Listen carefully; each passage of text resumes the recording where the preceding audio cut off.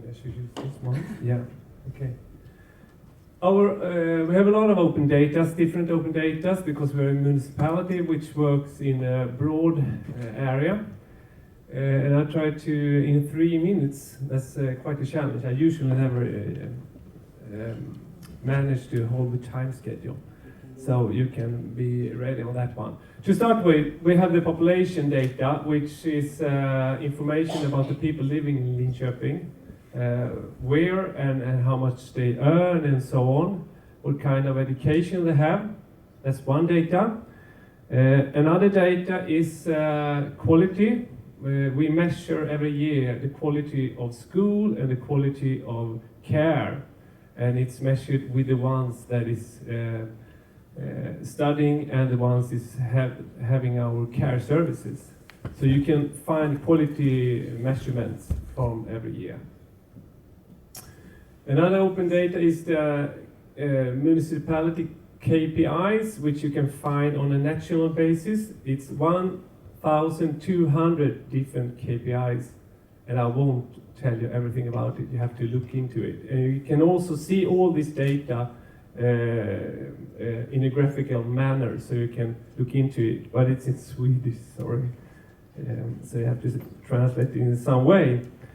We also have school meals, and you might wonder why we have school meals. Well, it's because we had an idea, and we have some solutions where you can see what your children will eat this day, and you can put it into your iPhone or whatever. But you also have it as an open data, so you can create new stuff on it. This year we also launched our vacancies. We need to employ 5 new persons every day of the year, this year, and probably next year. And as you might know, you can find these in different websites. Maybe you can help us to spread this in a better manner, so we can employ these people, because we don't really are up to it now. Radon is when households in Linköping measure the radon. I've done it a couple of weeks ago, actually. So if you want to this is quite interesting for the ones who wants to buy a house or wants to do something about it. So you can find this on maps today, but you might do something better with it. We also have all events. It's about hockey, whatever, musicals and so on. So you can find it there. And if you want to go to Linköping on an event, you might need to know where the roadworks are.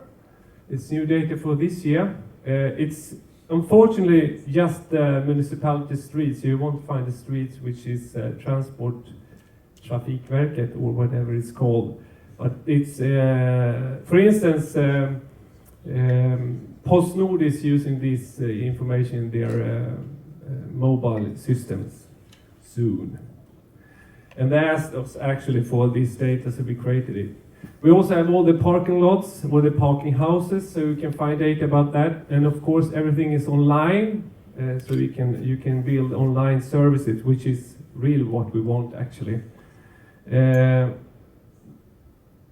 I'm looking at you. What we also have is air quality, which is common. It's also measuring all time. We have used this information actually together with the meteorology for institution here in Sweden. You can find many good things with it if you want to build something for the environment. We also have all the foods inspections. We have today 126 million hits of this, data. And it grows approximately around 1,000 hits every day.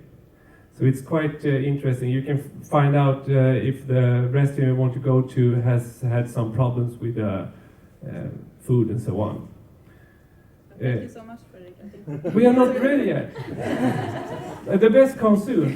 I'm a little bit faster. Okay, points of interest. And then, of course, we have all the measurements from the mobile cell phone network. So you can find that too. It's coming soon, and we also have traffic.